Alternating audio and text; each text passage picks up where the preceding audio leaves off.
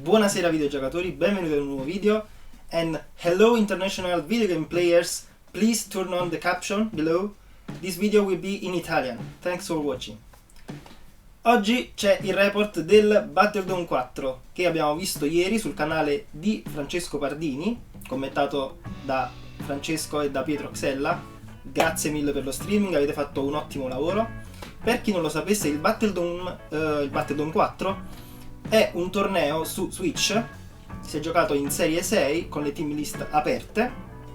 Pokémon non ammessi sono quelli lì che vedete lì, sono quelli lì della serie 6, quelli bannati in serie 6. E c'era un montepremi di 800 euro con ben 300 euro al primo classificato, che in questa occasione è stato Edu Cunha, il campione internazionale portoghese. Perfetto, prima di tutto vorrei al sito La Gazzetta dello Sport. Il mio assistente Google che si attiva da solo. Portogallo. Come prima cosa vorrei farvi vedere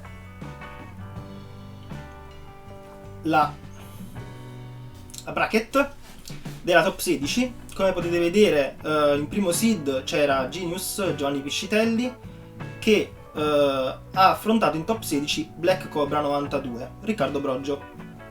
Subito sotto c'era Vapor, che ha affrontato il campione mondiale del 2018 Ralph Dude, Paul Ruiz.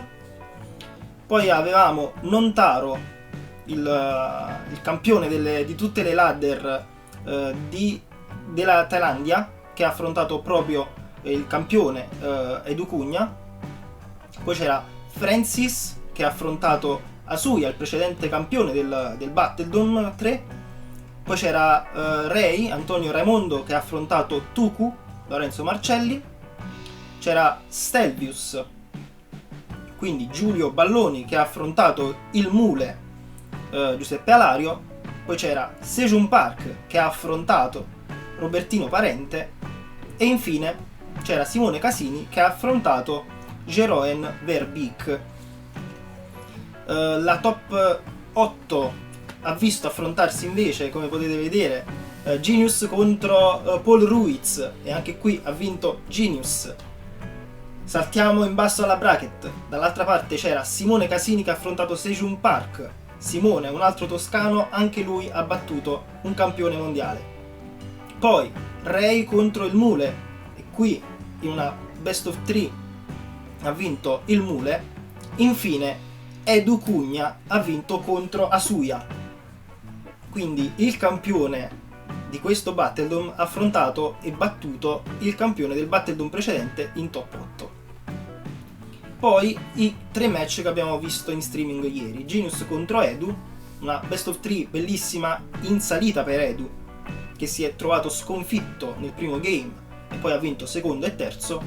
Dall'altro lato il Mule ha vinto 2-0 contro Simone Casini, ma non dimentichiamo che è stata una bellissima best of 3. Il game 1 è stato ricchissimo di prediction, di switchback. C'è stato un repositioning molto molto interessante, molto importante.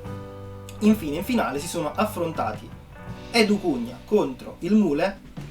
Anche qui Edu si trovava in svantaggio dopo il primo game, aveva perso, e poi ha vinto secondo e terzo game, qualificandosi al primo posto. Andiamo a vedere anche quali sono stati i Pokémon utilizzati da tutta la top 16. Eccomi qui. Allora, partiamo dal basso. Jeroen Verbeek, quindi andremo prima a parlare della top 8. Jeroen Verbeek aveva un team con Primarina, Dracovish, Colossal G-Max, Dusclops, poi aveva Urshifu, Rapid Strike, quello Water, e infine Aterini G-Max. Quindi vediamo un team piuttosto lento. So che quel Colossal aveva Sleep Talk tra le altre cose, quindi sapeva anche gestire abbastanza bene gli Amoonguss avversari. Per esempio Amoonguss, che abbiamo visto è stato il Pokémon più utilizzato in questo torneo. Nel video scorso abbiamo visto le usage stat, se non l'avete vista andatevela a recuperare. E nelle prime posizioni c'erano appunto Amoonguss, c'era Talonflame, poi c'erano Arcanine, c'erano Primarina, c'erano molti Pokémon che vediamo anche appunto nella top cut qui di fianco. ma comunque un metagame incentrato e con così tanti Among Us, quasi uno su, cioè un Among Us ogni 2 team praticamente, avere Sleep Talk e avere Atterini G-Max che non poteva essere appunto addormentato, secondo me è stata la chiave di vittoria per Geron, che si è classificato in top 16. Poi in 15ª posizione abbiamo Roberto Parente, che aveva l'unico Sun Team oltre quello di Giovanni Piscitelli, che si è piazzato in top 4 e che abbiamo visto ieri. In questo caso c'era Clefairy, Vileplume, Ninetales e Charizard G-Max, che appunto forniscono la core del Sun Team, e poi inoltre c'erano anche Dracozolt e Corviknight. Questo è l'unico Corviknight che è sopravvissuto alla top 16, ma vi assicuro che ce n'erano molti Corviknight sono stati usati. Infatti Corviknight figurava nei Pokémon più utilizzati, appunto, come abbiamo spiegato anche nell'altro video. Riccardo Broggio aveva un team con Gastrodon, Terrakion, Breviary, Dracozolt, Grimmsnarl e Arcanine. Anche qui siamo in un control abbastanza classico, se non fosse appunto per Terrakion, che non troviamo molto spesso in control senza beat up. Alla 13ª posizione troviamo Lorenzo Marcelli, che aveva Rotom Wash, Amoonguss, Arcanine, Sylveon, Hydreigon e Breviary. Qui i Pokémon unici che non compaiono negli altri team della top sono appunto Hydreigon e Sylveon. Anche questo qua è un team molto interessante, più votato dal punto di vista speciale, perché aveva comunque ben 3 sweeper speciali e soltanto Breviary come rappresentante di una potenza offensiva fisica. 12ª posizione Vapor, Andrea Fina.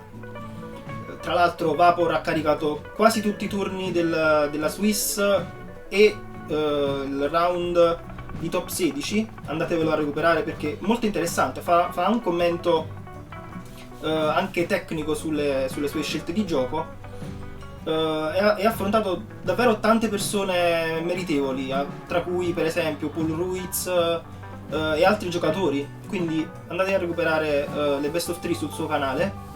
Lui aveva Battlefree G-Max, che è un Pokémon che ha utilizzato soltanto lui nell'intero torneo, Primarina, Raichu, Arcanine, Rhyperior e Breviary. 11ª posizione per Stelvius, Giulio Balloni, anche lui con un Hard Trick Room che figurava Dusclops e Atterini G-Max, e poi ben 4 Pokémon che potevano sfruttare questa Trick Room: Rhyperior, Marowak, Alola, Amoonguss e Primarina. Poi abbiamo in 10ª posizione Francesco Deiana con un altro control. Qui abbiamo il control classico senza Corviknight, quindi aveva Gastrodon, Amoonguss, Arcanine, Grimmsnarl, Dracozolt e Breviary. In 9ª posizione c'era Nontaro, che è stato vittima di Educugna in top 16 grazie ad una tripla protect di Educugna. Questa best of 3, se volete, potete recuperarla su Twitch ancora per qualche giorno, perché Twitch mantiene per 30 giorni le live caricate. Andatevela a guardare perché è stata una best of 3 bellissima, in cui alla fine del game 3 Edu riesce a prendere una tripla protect e quindi a non sopperire sotto i colpi di Nontaro, lo sfortunato Nontaro, che non è riuscito ad arrivare più avanti in questo torneo. 8ª posizione anche per un altro sconfitto di Educugna, abbiamo detto, Asuya, che aveva Clefairy, doppio Assol, quindi aveva sia Durant che Dracozolt, Talonflame, Inteleon G-Max, questo molto interessante, e Chandelure. Questo team l'ha portato sia lui sia Paghi, quindi diciamo c'è di nuovo un duo di builder che porta avanti, diciamo, la potenza offensiva della Campania, Forza Campania. 6ª e 7ª posizione sono per 2 campioni mondiali, abbiamo detto, Sejun Park e Paul Ruiz. Il team di Paul Ruiz è un team molto interessante con Del Mais e Diggersby, con anche Volcarona, Dusclops, Breviary e Primarina, mentre il team di Sechun Park è quello che vi abbiamo visto usare per toppare la ladder il mese scorso, mi pare, con grande star, guest star Drifblim, Raichu, poi c'è lo starter grass di settima generazione, non mi viene in mente, Decidueye, Amoonguss, Arcanine e Urshifu Rapid Strike. In quinta posizione Antonio Raimondo, che ha anche lui Clefairy Amoonguss, quindi doppia possibilità di addormentare i Pokémon avversari, Talonflame, Dracovish, Porygon Z e Urshifu Single Strike, quindi quello buio. Infine, a partire da questa posizione in poi, sono team che abbiamo visto ieri sera: Simone Casini con Primarina, Ferrothorn, Talonflame, Clefable, Terrakion e Dusclops; Giovanni Piscitelli con un Sun con Trick Room, e il Trick Room setter qui è Bronzong, per grandissima gioia del nostro Andrea Cassinese, sempre Forza Campania. In seconda posizione il Double Pigeon di Giuseppe Alario.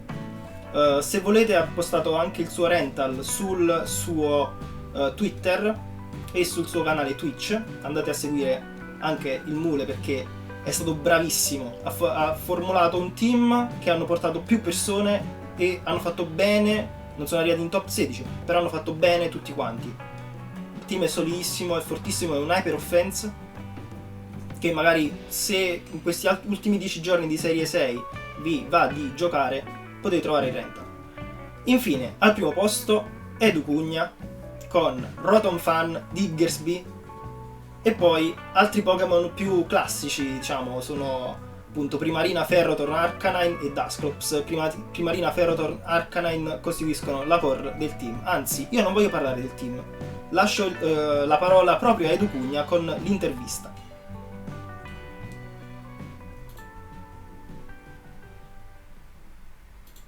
Ciao amici, my name is Eduardo Cunha. You can just call me Edu. I'm also known as EMBCPT on Twitch, and some of my Italian friends call me Cunha. I'm 22 years old, and I'm from Portugal. I've been playing Pokemon for as long as I can remember.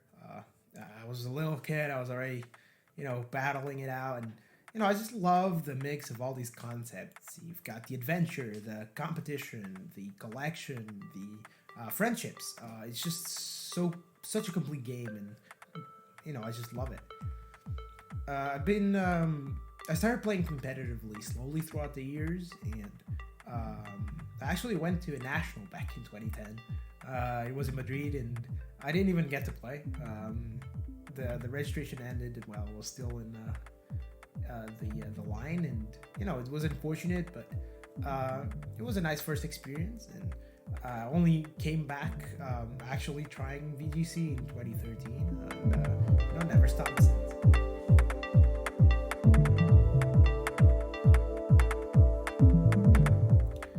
The idea of the team started actually with Ferrothorn, Primarina, and Arcanine. Those three were really strong together. They have a combination of fire, water, grass, as well as fairy and steel. With Intimidate, it's just so perfect that it was a great starting point. Dusclops gave the team Trick Room, which was really nice since the team overall was pretty slow, and it was also really bulky Pokemon that seemed really good in the metagame, especially with the lack of knockoffs. The main issue I found was that I was easily overwhelmed by really offensive strategies, and because I was always playing from behind with speed-wise, I needed something fast and that could help out with that issue.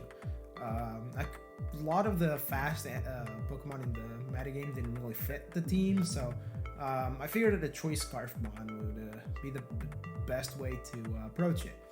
Diggersby not only gave me a way to handle stuff like Terrakion, Weavile, and Sneasel before they could even move, it also offered a check to Dracozolt, which could be really annoying for the main core. And overall, it was still a really strong Pokemon that could fare extremely well. It actually was a ghost immunity, and Electric Resist, which are always very welcome. For the last slot, I needed to be able to handle flying types like Corviknight and Braviary, as they could be very oppressive towards my team. And I also needed a Pokemon that could fare well against Amoonguss, as it was actually really tough to handle, given that only Arcanine really headed for super effective damage. And since I wanted to do extreme speed combinations with Diggersby and be able to KO Pokemon despite their focus sashes, I kinda was left with no safety goggles, and that would fit perfectly into a Rotom Fan, which I did choose to include on the team. It was also a strong Pokemon by itself. The combination of Airstream with Nasty Plot made it really quite the sweeper, and honestly ended up working beautifully.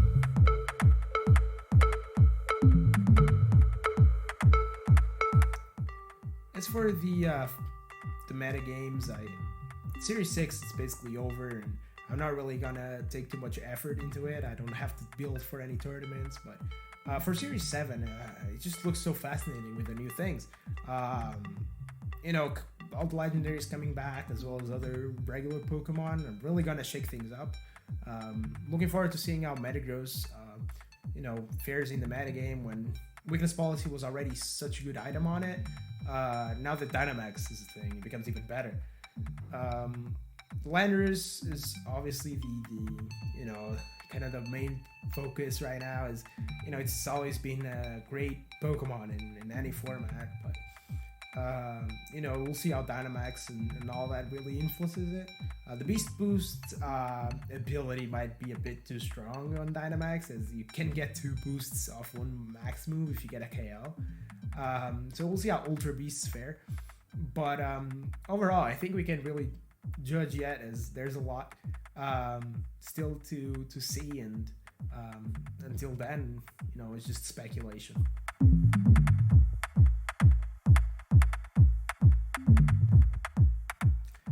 I'd like to shout out my friends over at Rest of Europe. They've helped me a lot, with the Steam and Series 6 in general, as well as my friends over at Gazpacho. I'd like to thank everyone that has supported me, and obviously I'd like to thank Orpo team for hosting this amazing tournament, and Francesco Pardini as well. I'd like to thank you guys for watching and supporting us, and that's all for now, and see you next time. Bye bye.